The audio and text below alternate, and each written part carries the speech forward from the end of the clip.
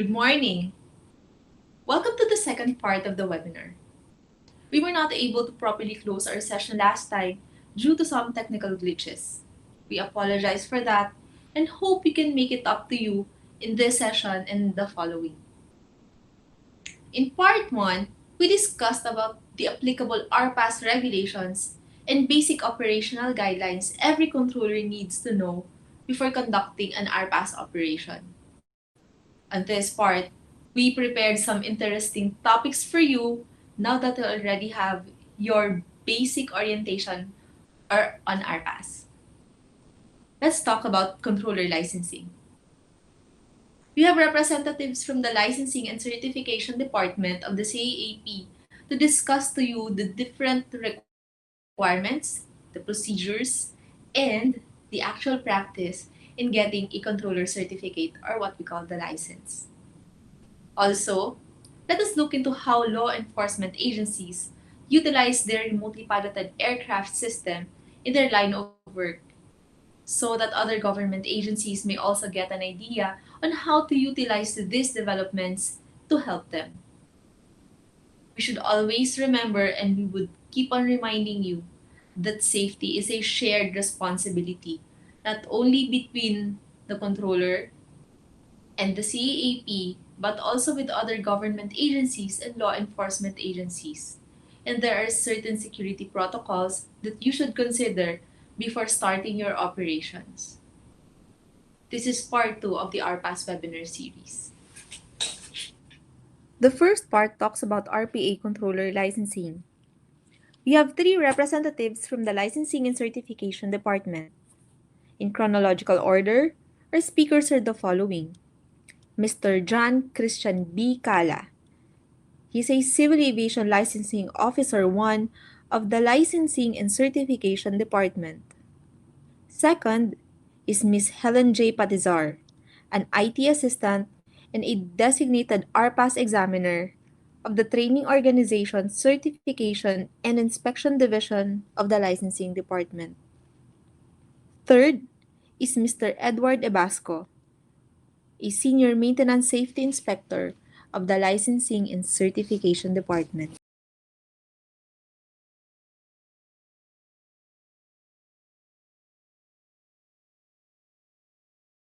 Good day, everyone. Welcome to the part of the RPAS webinar series. My name is John Christian Bigala, a Civil Aviation Licensing Officer at the Licensing and Certification Department. Today, I will be lecturing about the documentary requirements and the step-by-step procedures on how to obtain an RPAS Controller Certificate. The first requirement is a training certificate. The applicant must first complete a training course conducted by the RPA manufacturer. Also, there should be a certification that the applicant has at least 5 hours of flight experience operating an RPA outside the controlled airspace. The 5 hours flight time is required to ensure that the applicant has an experience in operating the drone and should pass the skill test required. Also, once you have obtained a controller certificate, you will be allowed to operate the drone in a remote state. If there are any untoward incident that will happen, the authority will issue stricter guidelines and thus will affect the whole RPAS industry. The next requirement are the RPA specification with pictures. These should include the serial number of the drone, the top view, side view, bottom view, front view, and the full view of the drone. Shown in this slide is the example of the pictures that should be submitted to the department. Then lastly, the completely filled up application form 542, which can be downloaded at the CAP website. The application form will be submitted to the licensing office for the encoding of the applicant's complete information in the licensing database. Now, we go to the step-by-step procedures. The first step for the application of the RPA Controller Certificate is the encoding of the applicant's information in the licensing database. The applicant will present the completely filled up application form 542 to the staff in charge of the database. Also, the licensing staff will ask the applicant to take their pictures and signature specimen, which will be uploaded and stored in the licensing database. Once the licensing staff is done encoding the applicant's information, the database, including the routing slip, will be printed and provided to the applicant. Here is the example of the routing slip that will be provided to the applicant. This routing slip will be needed for the next step. This next step is the applying for an exam permit. The duly printed routing slip will be submitted by the applicant at the window. The licensing staff will then encode the submitted application form for the exam permit. This will be reviewed and signed by the Chief of the Licensing and Certification Department and will be given back to the applicant to be submitted for the Airman Examination Board. Once the exam permit has been issued, proceed to the Airman Examination Board for the scheduling of the knowledge test. The knowledge test will cover the Philippine Civil Aviation Regulations on remotely piloted aircraft.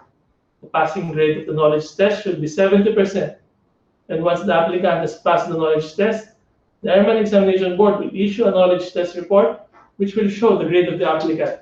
After receiving the knowledge test report, the applicant will then proceed to the Licensing and Certification Department for the application of the skill test permit. Prior to skill test, the applicant must first submit the complete documents to the licensing staff for the issuance of the skill test permit and scheduling of the skill test. The applicant will coordinate to the licensing staff for the coordination of the skill test date. Once the skill test date is confirmed, the examiner will coordinate to the applicant for the conduct of the skill test. After passing the skill test, the applicant will submit all documentary requirements, including the knowledge test report issued by the Airman Examination Board and the skill test grading sheet issued by the skill test examiner. The applicant must also submit a 2 1x1 picture needed for the controller certificate. And after 5 working days, controller certificate is now ready for pickup by the applicant. And congratulations, you will now acquire the RPAS controller certificate.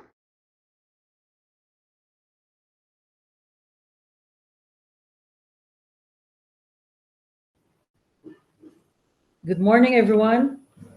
I am George Patizar from the Licensing and Certification Department of FSIS.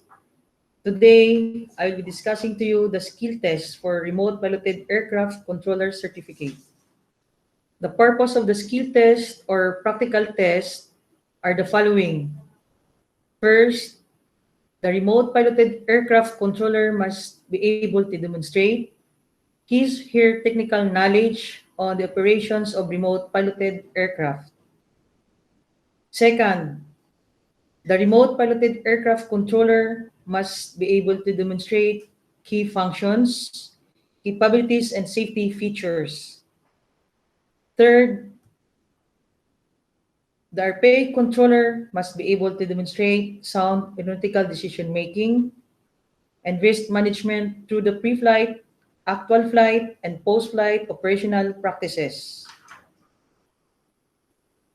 As you know, we are helping a new group of aviators understand what it means to fly safely, while welcoming them into the safety culture that has been embedded in traditional aviation.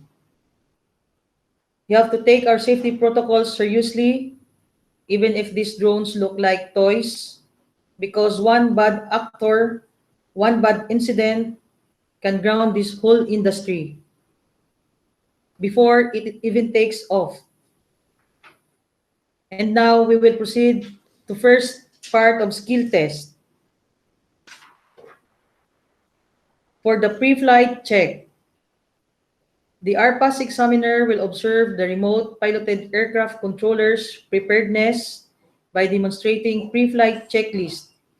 Such practices may include, but not limited to: first, visual inspection the remote piloted aircraft for any damage or signs of wear and tear. Second, secured installation components such as propeller, battery, and/or payload. Third, batteries of remote controller and aircraft are fully charged. And lastly, assess the condition of the environment, whether for possible obstructions prior to flying. And for the actual flight check, during this phase, the remote piloted aircraft controller must be able to satisfactorily demonstrate the following. First, takeoff and landing, maneuvering flying specified flight patterns. Second, decision-making and judgment, emergency procedures. When an RPA controller experiences an in-flight emergency, The pilot may take actions to ensure that there is not hazard to other people or property. And for the post-flight check, after landing, the examiner will observe the following.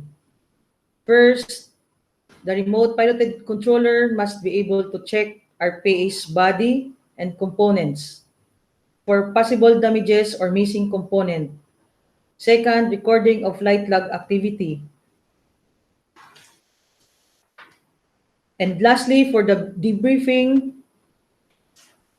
observations regarding the controller's performance will be discussed briefly. Pass or fail, processing of license will be done at the Office of Licensing and Certification Department. And that concludes my topic for skill test or practical test. Thank you, and I hope you learned something from it.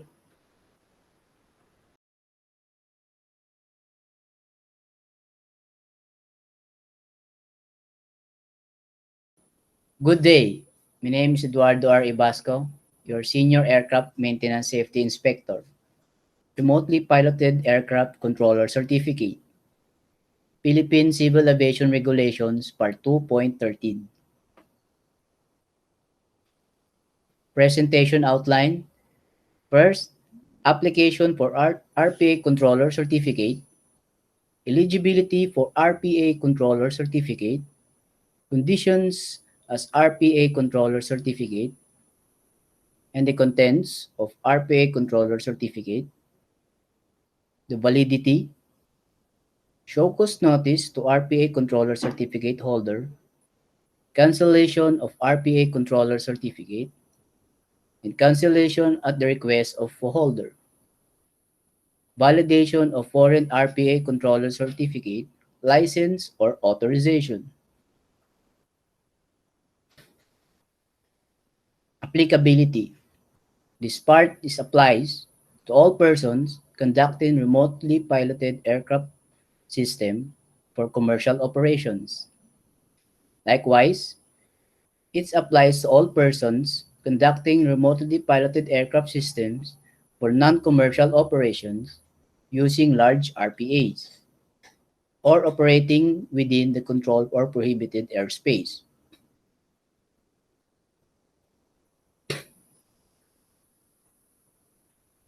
Application for RPA Controller Certificate. The application for RPA Controller Certificate shall be made in writing, signed, and sworn to by the applicant. The application shall also state the following. First, the date and place of filing. Number 2, name of applicant. Third, the address of the applicant. Number 4, the intended RPA to be controlled or the drone to be operated.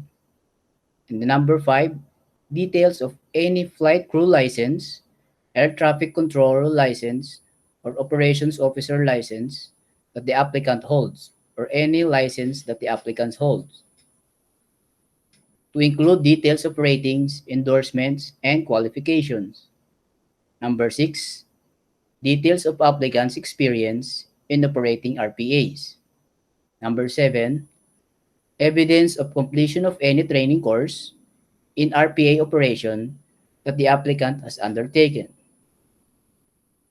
Lastly, the authority or the CAAP may refuse to consider or cease considering the application until the applicant gives the information or copy of it.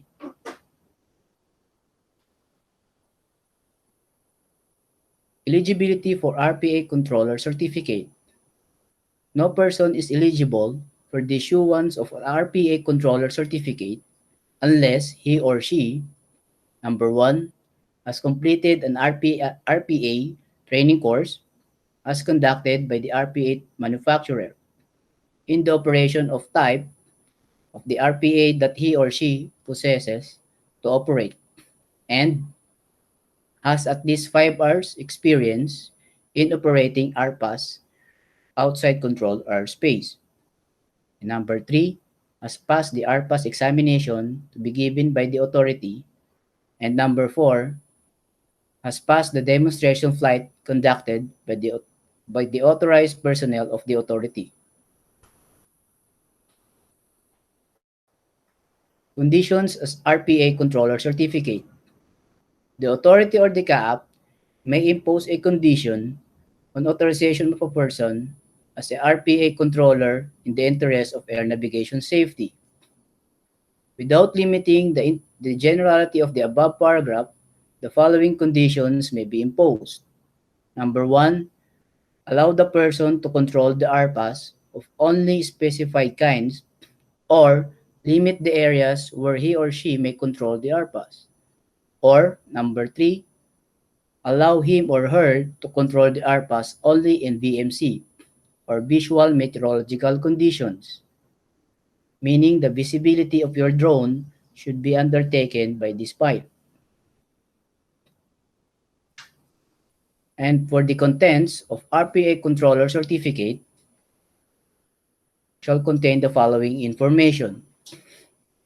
Number 1, the name of the person. Number 2, the address. And the number 3, RPA Controller PEL number, which given by the authority or the licensing department. And number 4, conditions and limitations. Number 5, type rating or the drone to be operated. And number 6, period of validity.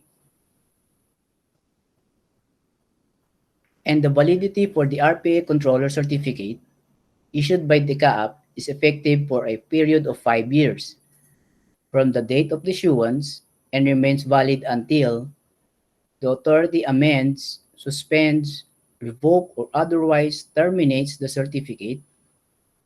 Number 2, the RPA controller surrenders it to the authority.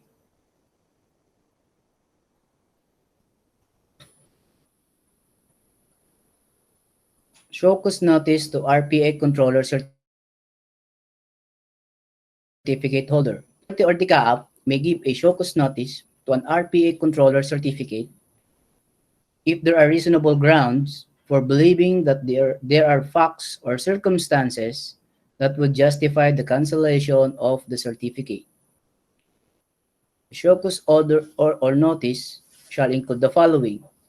Number 1, tell the controller of the facts and circumstances that in the authority's opinion would justify the cancellation of the RPA Controller Certificate and invite the controller to issue in writing within reasonable time stated in the notice why the RPA Controller Certificate should not be cancelled. A show cause notice may state that the RPA Controller Certificate is suspended if the authority reasonably considers that there may be a serious risk to air navigation safety if the certificate were not to be suspended.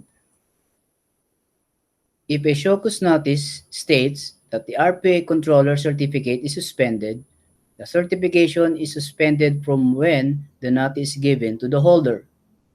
The authority may, at any time, revoke the suspension. If the approval is suspended and the authority has not dealt with it within 90 days after the day it is suspended, the suspension lapses at the end of that period. Meaning from this point, it is a pre-investigation order and also a pre-enforcement policy of the CAAP.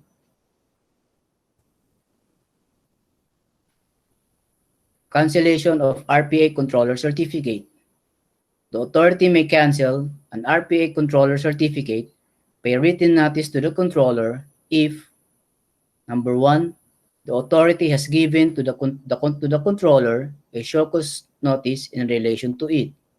Number 2, the authority has taken into account any representation made within the period stated in the notice by or on behalf of the controller. And number 3, there are reasonable grounds for believing that the controller has operated an RPA in contravention of this subpart or of a condition of the certification, or has operated the RPA negligently or carelessly, or in operating the RPA has recklessly endangered human life or property. If the authority has given a show cause notice to an RPA controller certificate holder and it decides not to cancel the approval, the authority shall: number one, inform the controller in writing of the decision and/or revoke the suspension if the controller's authorization is suspended under that regulation. Cancellation at the request of the holder. The authority may cancel the RPA controller certificate if asked to do so in writing by the controller.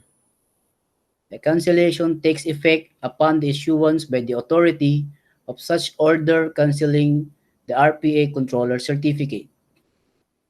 You may request to the authority or to the CAAP if you want to surrender your controller certificate.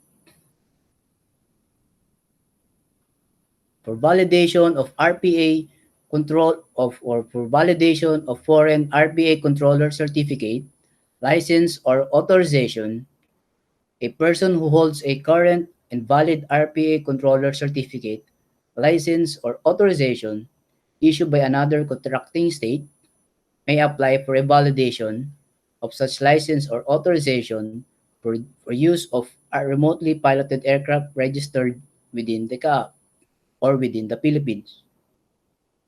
The authority shall verify the authenticity of the license or authorization and ratings with the issuing state.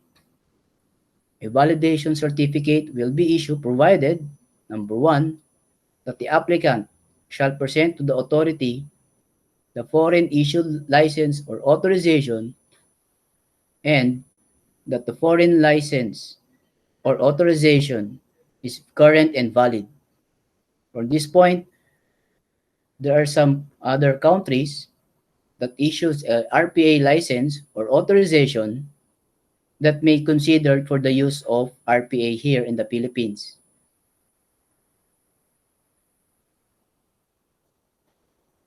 Continue, validation certificate based upon the relevant foreign issued license or authorization will be issued provided that the following requirements are met. The applicant for the validation certificate shall present to the authority the foreign license or authorization in evidence of the experience and other relevant documents to support the validation certificate.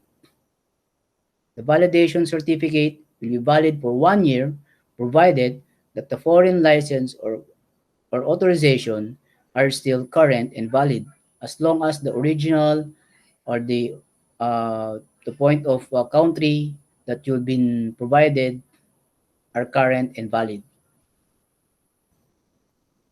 To continue, the applicant for the validation certificate shall: number one, have completed the RPA training course conducted by the RPA manufacturer in the operation of the type of RPA or to the drone that the applicant proposes to operate.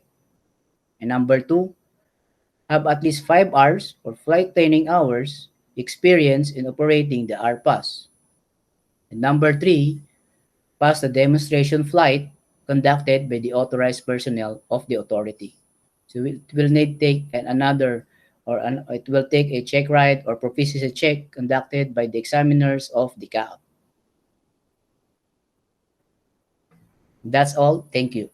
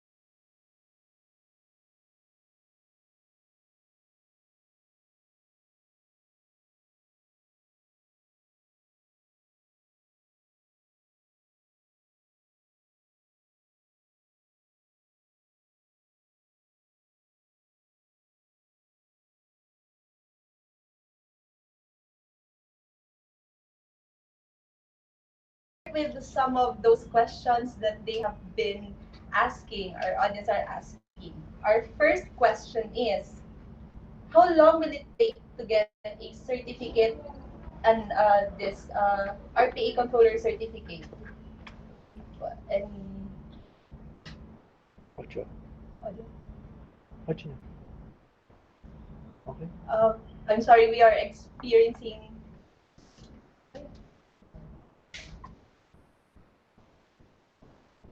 Okay, I'm sorry, we are experiencing here some technical difficulties. Again, our first question: how long will it take to get a certificate or this RPA Controller Certificate? Um, If kung tapos na yung exam at saka yung skill test, once submit na sa CAP yung lahat ng dokumento, it will just take 5 working days. So, you have to, from the date of the exam until the issuance of this RPA Controller Certificate, it's 5 days. Ano, from the date of the exams, depende kasi yan eh. Kasi kung makakapasa agad sila ng exams, kung makakapasa agad sila ng skill test. Mm-hmm. Pero kung yung application process lang talaga is 5 working days po. Yung submission ng complete documents, written exam results, skill test results, 5 working days lang. Okay. So, if you've already completed the skill test, the knowledge test, it will be 5 working days. But what about from the time that they filed for this application? Yung pumunta sa office and they submitted their complete. And we emphasize here that they should submit the complete documents. Right? Yes. So from the submission of the complete documents, then Ay, hindi ko mabigay exactly because depende pa rin kasi kung mapapasa ka agad ba nila exams. Because if they can take it 2-3 times, then madidelay pa na madidelay yan. And these exams will also be scheduled by the AEB, the Airmen Examination Board. Yes, and we have to take that into consideration. But after submitting all the skill test results and the knowledge test results, the processing would be more or less 5 working days. Okay. In addition, attorney, because during our processing of our RPAS Controller Certificate, there is a 5-phase process from them. Because the first one is the initial application, your submission of your required documents, and then the phase 2 is the evaluation of your submitted documents, and then the phase 3 will be your knowledge skill or knowledge examination, wherein you will go to the Airmen Examination Board of this authority to conduct your examination there. And then the phase 4 is the skill testing, wherein you will, after passing the knowledge examination, you will go back to the licensing department of this authority or IGAAP to coordinate your skill testing schedule. And then also, the date of the conduct of the skill testing will be handled or will coordinate with the examiner. Then after passing the skill testing, you will proceed to the phase 5, which is the processing of your RPAS Controller Certificate. And then Mr. Christian Kala also mentioned a while ago that the processing time for that RPAS Controller Certificate is 5 working days. Yes. But during this pandemic, it will take some little bit of delay during that particular because of this skeletal workforce schedule. I have a follow-up question. This knowledge test and this skill test, is it scheduled? Or because we were talking a while ago about this skill test and it is conducted in Baradas. Yes, in Baradas airstrip in Tanawan, Batangas. So the knowledge test, is this scheduled? Do you have does the AEB or the Airman Examination Board they schedule this? Yes. During the phase 3 or the knowledge examination, the scheduling, after seeking or your knowledge skill test permit from licensing authority or office, you will proceed to the Airmen Examination Board. And then the Airmen Examination Board will provide you your schedule to take the exam, including the fees, necessary fees for the examination subject. And then afterwards, once get your schedule. By the way, the Airmen Examination Board is located also in the inside the Kaap compound. Yes, and Second floor. they may check Yes. the contact number of the AEB at www at our CAAP website, which is www.kaap.gov.ph. Yes, and you may just we also have our telephone directory there, so you may contact the AEB. So for our next question is, I think this is from our first part, Project Lupad. Can CAAP provide RPAS licensing exam and certification outside of Manila? As of the moment, the Airmen Examination Board also conduct examination outside of Metro Manila. But it's also, I think it's been done already, but you may coordinate with the Airmen Examination Board first for the scheduling of the examination because first and foremost, they need also the number of examinees. And then the Yes. second one is your setup of your facility. Yes, we have specifications. I think the Yes. AEB has specifications also. Mhm. I also have a question. Do you accept online filing? Online filing of these documents from the SU? Yes. If so, where or do we have a website or an email that we can provide? You can email us at licensing@kaap.gov.ph. For those are for the initial documents. Just the encoding of the airman applicants in the database. Okay. But the filing will still be processed here at the In CAAP. CAAP, you should still submit your original documents here in CAAP at the licensing. It was shown in the slides of Mr. Christian Kala earlier where to file. So you just search for that door in CAAP. Another question is from Mark Francis Say. Will the written or knowledge exam be at the same day the applicant goes to CAAP? As we mentioned earlier, this should be scheduled and this should be coordinated. Um, Another question is from PG Gab. Jab. How are you supposed to get a training for a drone that you made? If you already have a drone that you made personally, Yes. first and foremost, you need to seek a knowledge regarding, or you need to get a knowledge regarding the aviation safety, and also to include the rules and regulations of the aviation authority. And that's why you need to conduct, or you need to have a introduct, or what you call An this, a orientation. orientation, or something training in certified RPAS controller certificate holder Yes. before seeking that particular RPAS controller certificate application. We would always emphasize this that we are very particular in safety because it will be very difficult for the authority to monitor every drone that is around, that is existing. So we would always emphasize that it is important for you to also secure the safety not only of your drones but also of those people around you. And I guess um, the intent of having this trainings is for I don't know, sa akin lang to. This is for those who are controllers who will be applying for a license to have the expertise doon sa kanilang ano, sayang naman pag nasira, nahulog, diba? Kasi most of the important thing also in that particular question, attorney, is the operation of your drone during in the prohibited areas or restricted areas, and also the operation safety of your drone while in flight.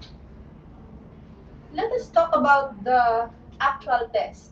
Well, we mentioned earlier that for the knowledge test, it will be conducted here in CAAP or they will arrange it, will have it arranged with the AEB.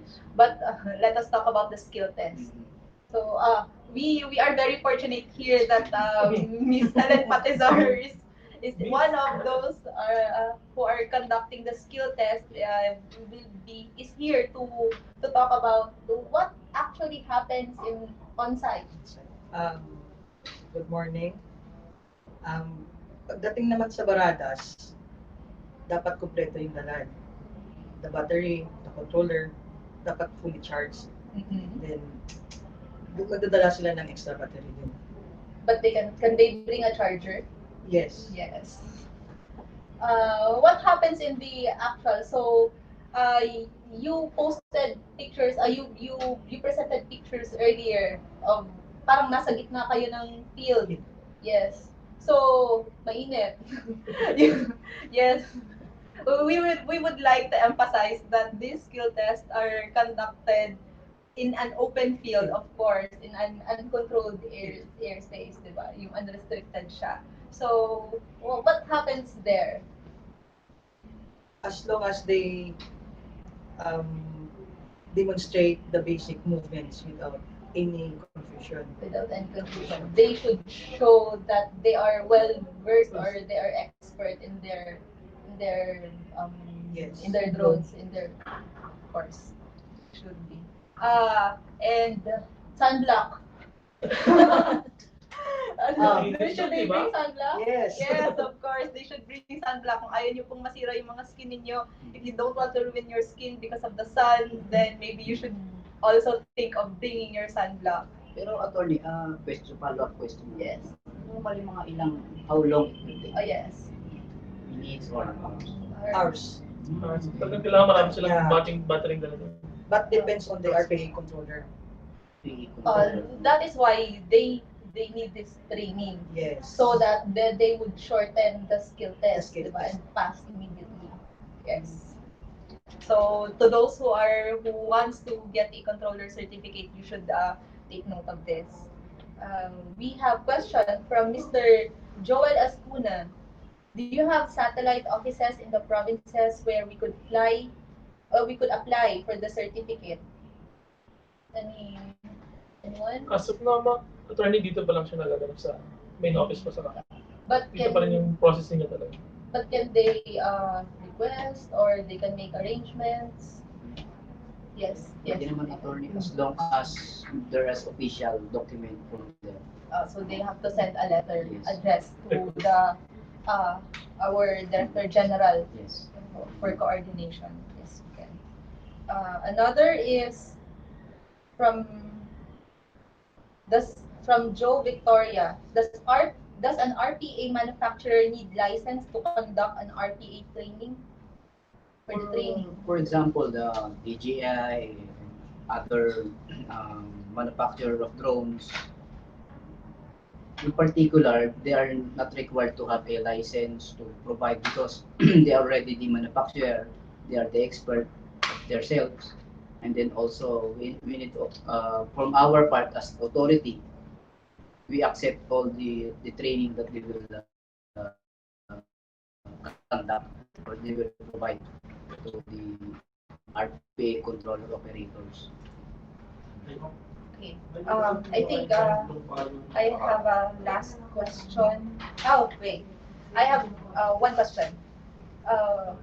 When is a show cause notice? It was discussed in your presentation earlier, the show cause notice. So, medyo natakot ako. Paano pag pinadalhan lang ako basta-basta ng kaap or how is this show cause notice issued? And what are the grounds? Yeah. Short cause notice will be issued upon reports, some certain reports from public or other government institution or even private sector or private individual that saw your recklessly operations of your RPA, and then afterwards they will report it to the authority. Then the authority itself, once they receive it, it will be evaluated and be reviewed. And also, as our part of our judicial process, we need to inform you and then to answer those kinds of issues and concerns. Yes. Yes, because we have here, we can suspend Yes. and we can also cancel this certificate. So as part of due process, Yes. so, we still have to we still have to inform you of any infractions or any violations that you committed before we cancel or we suspend this. Yes. Then once we receive it naman, we will assure you that you need to explain us if ever it's true or not. And then once we receive it, and then we will provide you some um, rules and process of your show cause notice order.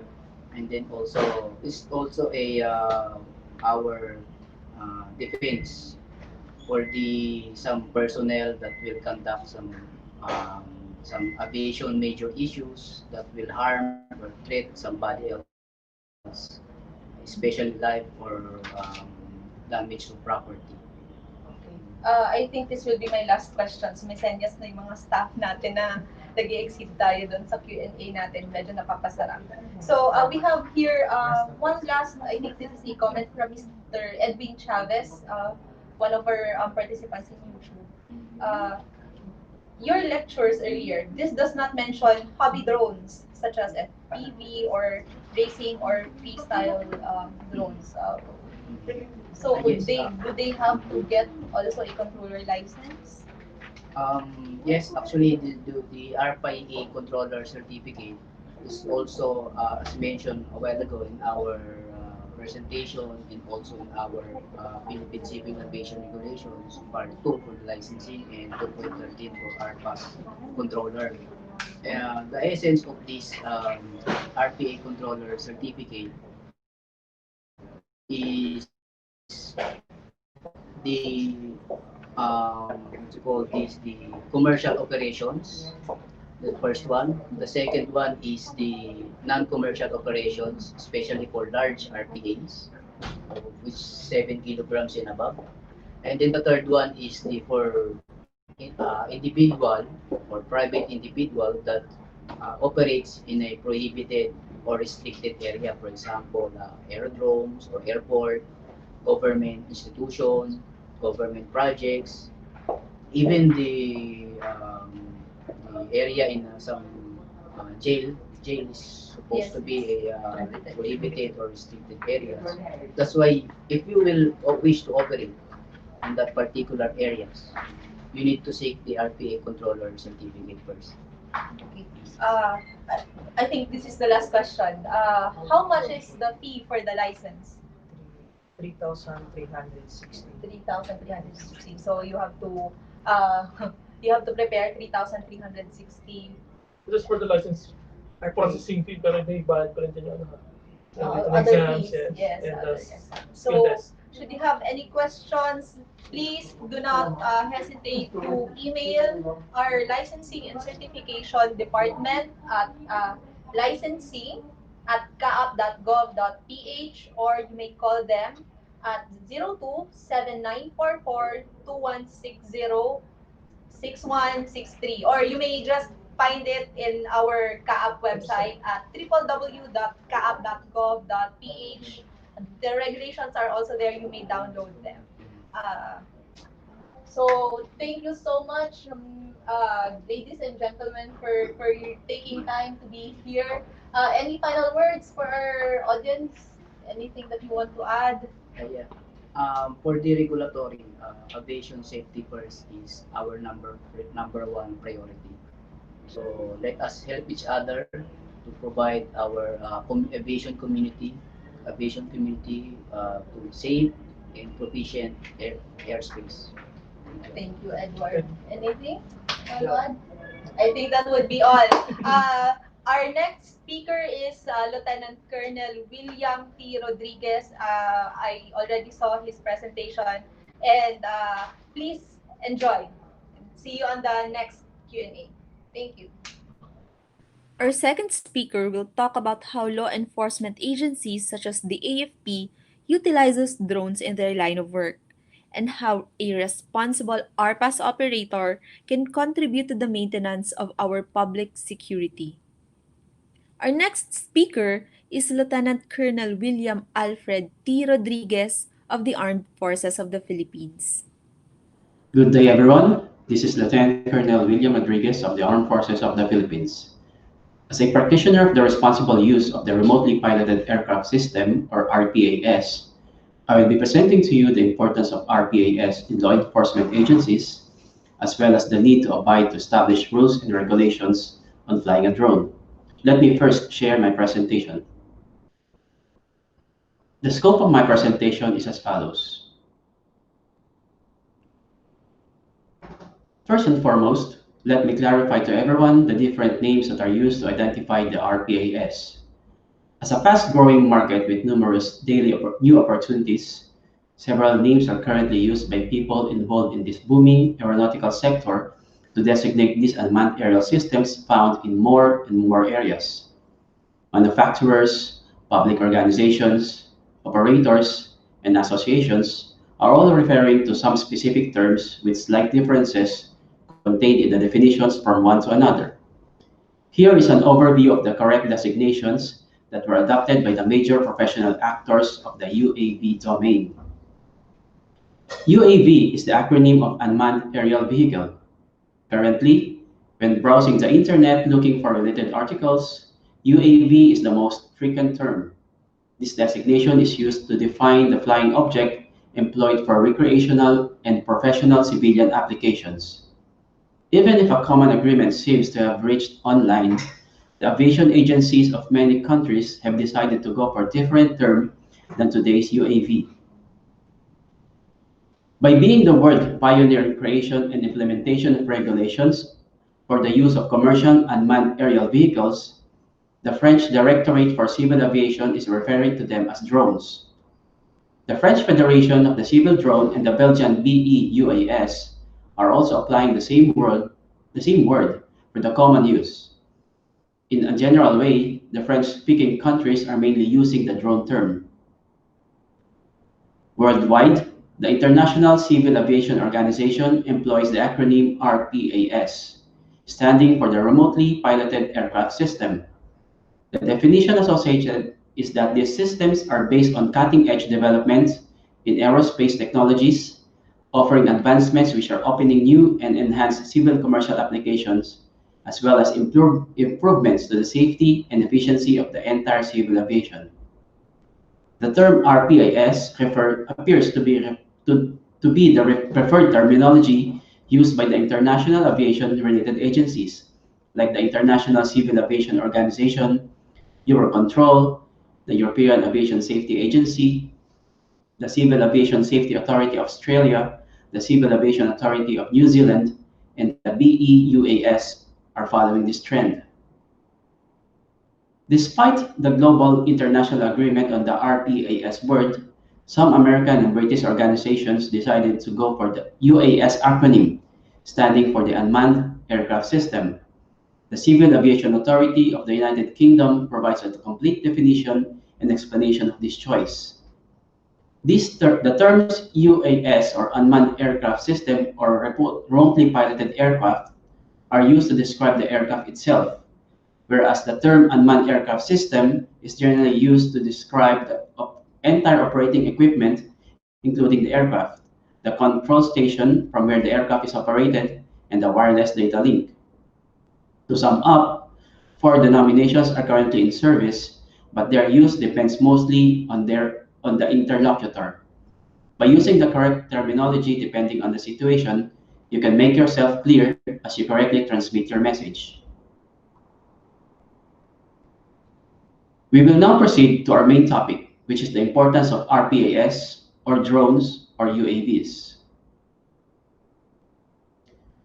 Today, we have greater access to drones and other types of remotely piloted aircrafts than ever before, enhancing surveillance, capturing unique images and data, and allowing us to view the world in transformative ways. Drones have practical application in areas such as disaster management, road surveying, three-dimensional mapping, infrastructure maintenance and management, pest and plant management, compliance management, and law enforcement.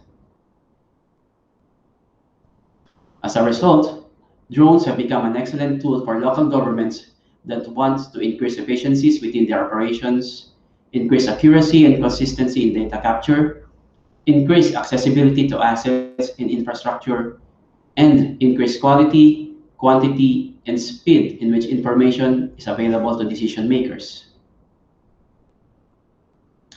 In law enforcement operations, drones are valuable tools to reconstruct a crime scene to take pictures of the site from all angles, then feeding the data into a 3D printer.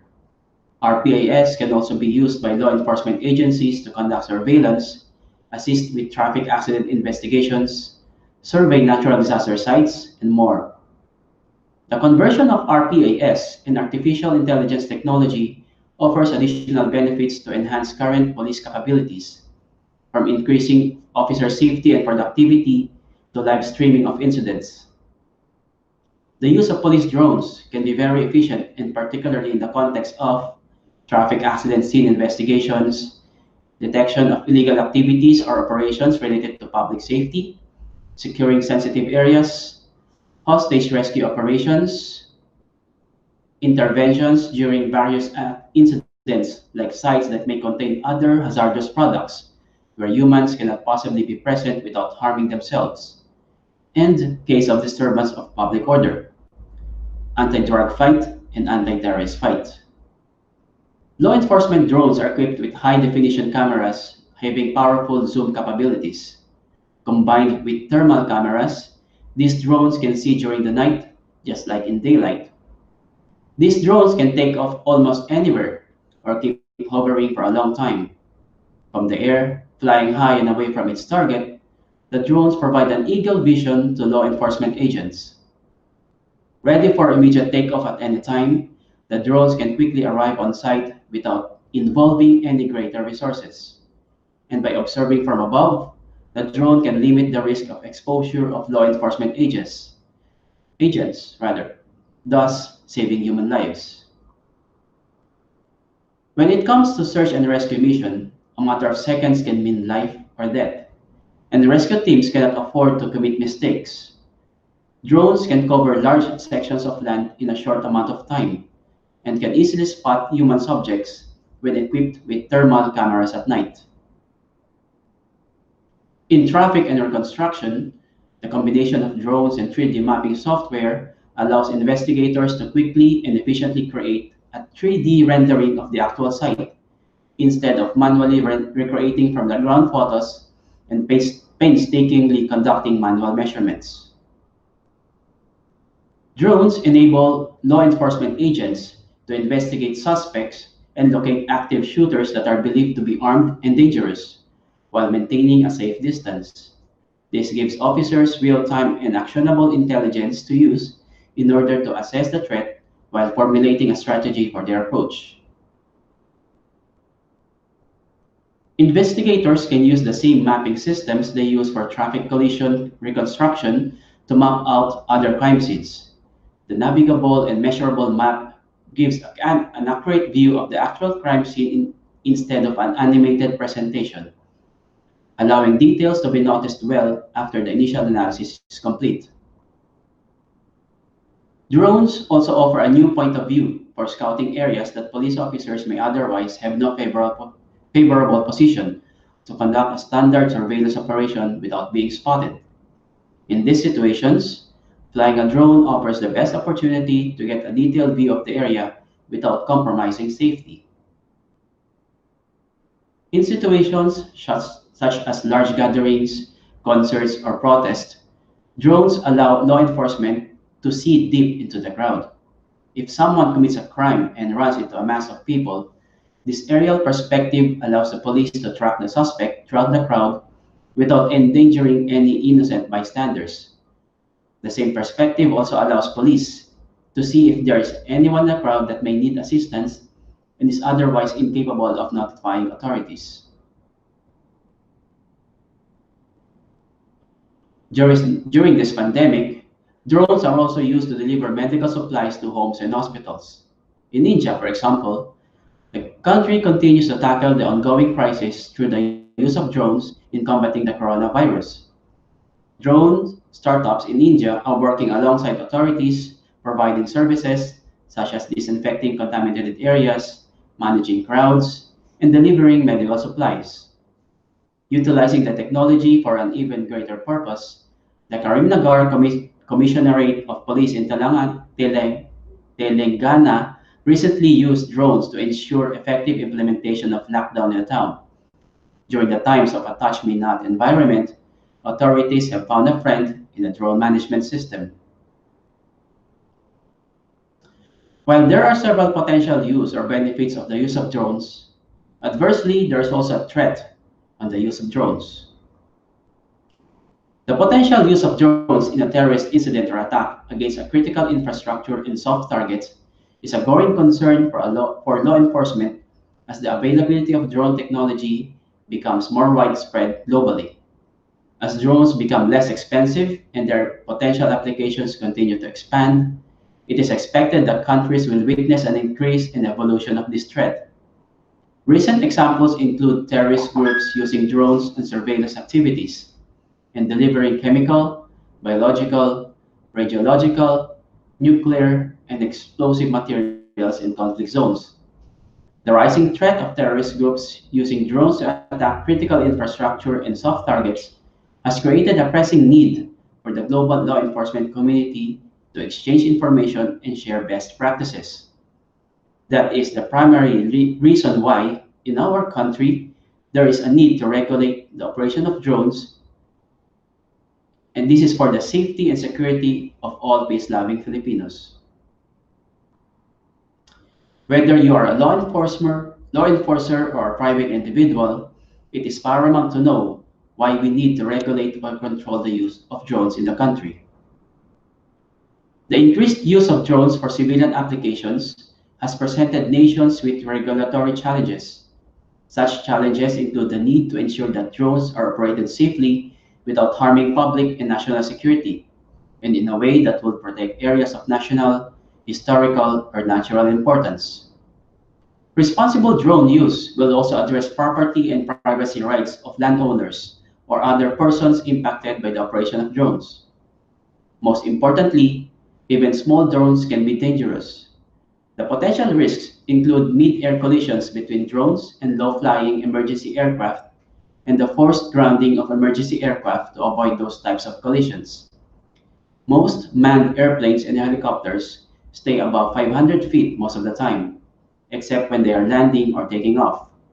They can injure persons or property on the ground if they fly or crash into them. It is relatively easy for an operator to lose control of them, especially if they fly too far away from him or her. The operator must understand, moreover, that he or she is liable for any damage or harm caused to individuals or property as a result of their drone operations. It is in this sense that the law enforcement agencies would want to regulate or control the use or operation of the RPAS or drones, whether you are a law enforcer or a private operator of drones. The drone technology has the potential to save lives, prevent and manage disasters, assist with asset and compliance management processes, and improve efficiencies in local government activities. But the government must implement effective safety strategies so that we can all reduce the potential risk posed by irresponsible drone operations. This concludes my presentation on the importance of RPAS in law enforcement agencies. Thank you and good day to everyone.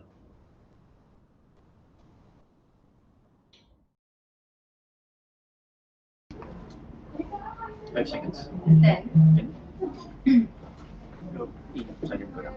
hi again.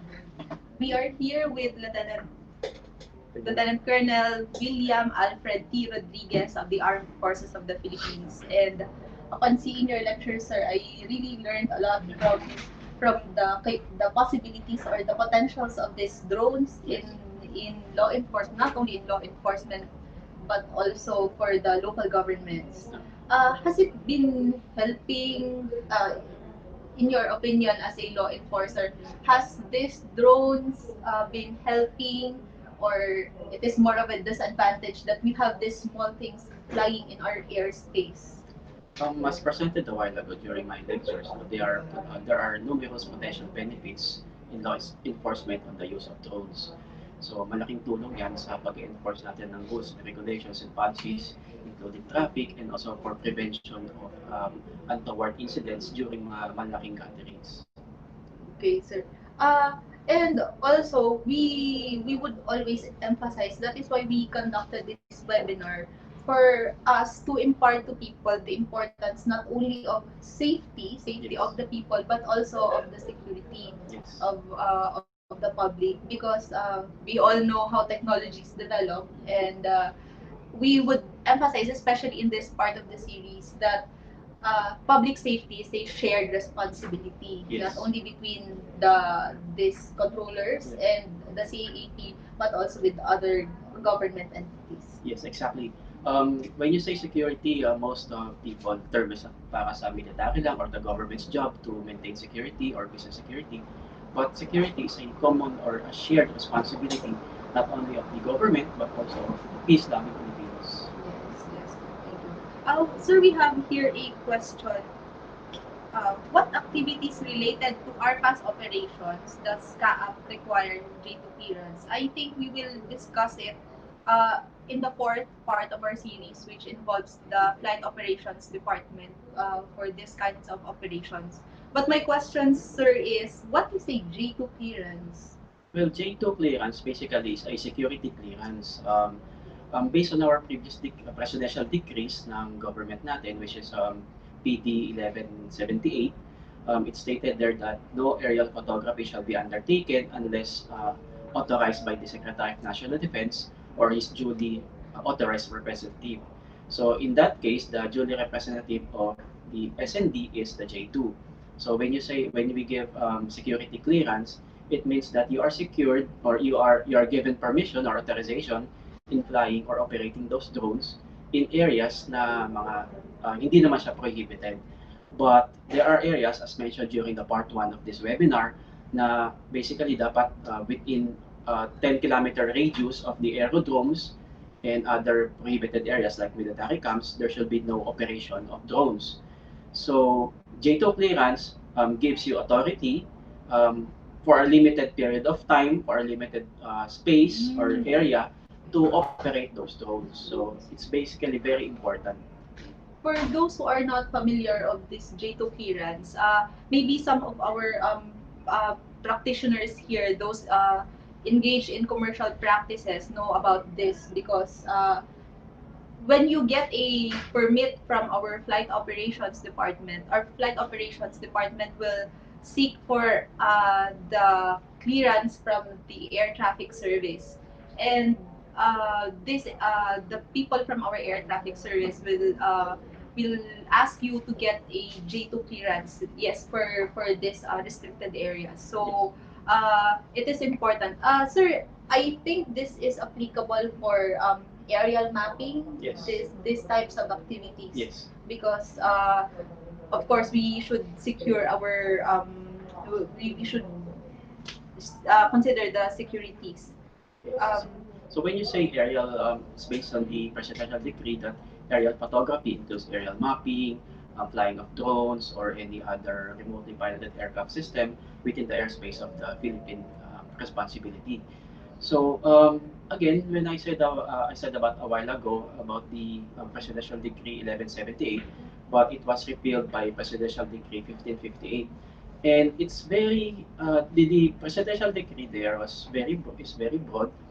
So I think kasi ang nangyayari ngayon, every operation of drone requires J2 clearance by the ATS or the FOD. FOD. So I think it's high time for the CAAP, other agencies with regulating bodies concerning the use and operations of drones or UAV or RPAS to sit together and form a technical working group maybe to discuss what are the policies that should be revised or improved or modified, and what are the rules and regulations that should be currently used right now. Because as far as we know, technology is evolving every day. So what the technology today might be obsolete tomorrow. So in terms of policies of our rules and regulations, it should be complementary with the existing technology. So dapat mas mabilis tayo, mapoforesee natin ano yung mga future tech na pwede nating i-impose ng mga regulations. Again, these are for the safety and security of our countrymen. Yes, sir. I also have a question regarding this. You mentioned a while ago about Presidential Decree 1588. 1558 1558. or 1178. Yes. Yes. Those are the medyo legal siya. Yes. And it is establishing a national cartography, photogrammetry, and remote sensing center, defining its powers and functions, appropriating funds thereof. Sir, I saw one of, I have read one of its provision. It says that uh, the maps, the mapping activities of all government agencies and private enterprises shall be coordinated in order to optimize the utilization. And I also read that the products, the films, as well as the negatives, is owned by the state. Yes. Can Exactly, can yes. you enlighten us with this?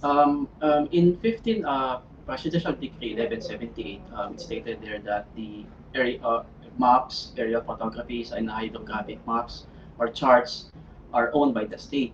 But it was repealed by 1558, and then come Executive Order 677, which is the establishment of the, as you mentioned a while ago, yung National Cartographic um, Center or Resource Center was repealed or modified by Executive Order 677. So it was renamed into a National Cartographic Authority.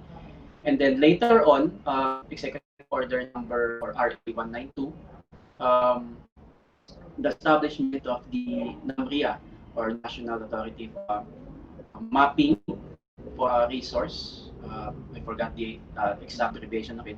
NAMRIA is now the sole authority of the government in the repository of maps and aerial photographies or aerial photographs or spools kung tawagin natin.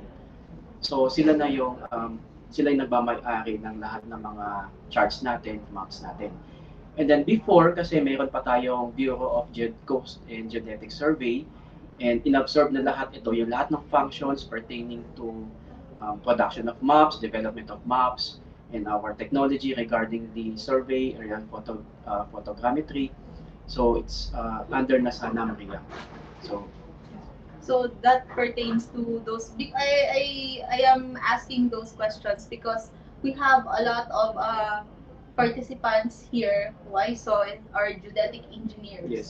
So maybe it is also ma-enlighten din sila what are these JDO clearances is all about. Yes. Sir, I would like to go back to public safety. Let's Okay. talk about public safety and security. We have been advocating this webinar series uh, for for the promotion of safety of our countrymen because first this integration of this remotely piloted aircraft system in our airspace is very it has we would always say that it has really big potential. Yes. And earlier we were talking about the licensing and certification department. How important are responsible RPA controllers in the maintenance of our security? Yes, very good question, attorney. As mentioned during my lecture, there are potential uses or benefits of the RPA or the use of RPAS in law enforcement. Adversely, there are also potential risks in the use of RPAs, so that's why we are advocating yung responsible and there should be a responsibility and accountability on the use of RPAs. So that is why we are encouraging everyone to apply for licensing or certification. It's like driving a car and owning a car. So when you buy a car, you need to register it with the Land Transportation Office. So you need to have an official receipt and certificate of registration. So yan yung mga check ng mga law enforcers natin. And when you ride the car, when you operate the car, you should have a driver's license. So it's like same lang din sa use of drones and RPAs and likewise. So we should have operator certificate or certification to use or to operate those drones. And we should register our drones para din sa responsible and accountable use of this equipment. Thank you, sir. In the next part of our series, we will talk about the registration of this remotely piloted aircraft, the aircraft itself, the drones, and we will explain why it is essential to register this small toys. Yeah. Kung toys Yeah. man siyang Yes. tawagin. I don't Toys for the consider- big boys, maybe. Yes, toys for the big boys. I don't really consider Yeah. this as toys. Yes. Feeling ko magsasangla o magbebenta ako ng kidney pa bago Yes. ko mabayaran nito. But sir, any last words, sir, to our audience as one of as a law enforcer, sir, or our local governments? We have here participants from the local government who are also interested in utilizing these drones in their line of work, sir. Yes. Again, there are so many potential benefits on the use of the RPAS or drones. So that's why we are encouraging everyone to use drones responsibly and through the certification issued by the CAAP and for the operators and for the drones. So let us use these drones wisely so that yung maiwasan natin yung potential risk involving drones. And of course, we have to protect yung safety and security of our countrymen, maybe commercial or non-commercial use of the drones. So, kasi dapat iprotektahan natin, hindi lang yung sarili natin, but also yung mga neighbors natin na nakapaligid sa atin kasi there are potential risk. Dito yung mga iniiwasan natin. Yes, sir. And we have something. I think we have a lot of work to do after this webinar Yes. series. We We have a have- lot of yeah. coordinations to do with the our different government entities, and we would like to cooperate with also with the armed forces of the Philippines with regard to this one, sir. The feeling is really mutual. Yes. So I think that's it for our part 2 of our webinar series. And I am very happy that we were not cut off. We would like to apologize. Our team would like to apologize for what happened last time. We were cut short. But as what I have said earlier, that we would make it up to you in this part and in the succeeding part. So uh, I hope you learned something, and we would always promote safety here. And I hope we were able to help you understand the importance of a responsible RPAS controller in our safety and security, not only for you but also for of the public. You wouldn't want your children to be a victim of those falling drones or any untoward incidents. And sir, thank you. And we hope to see you in part 3 of our past webinar series. This has been Irish, and I am with Lieutenant Colonel William Rodriguez of the AFP. And thank you. Good morning to you all. Good morning, everyone. Morning, everyone.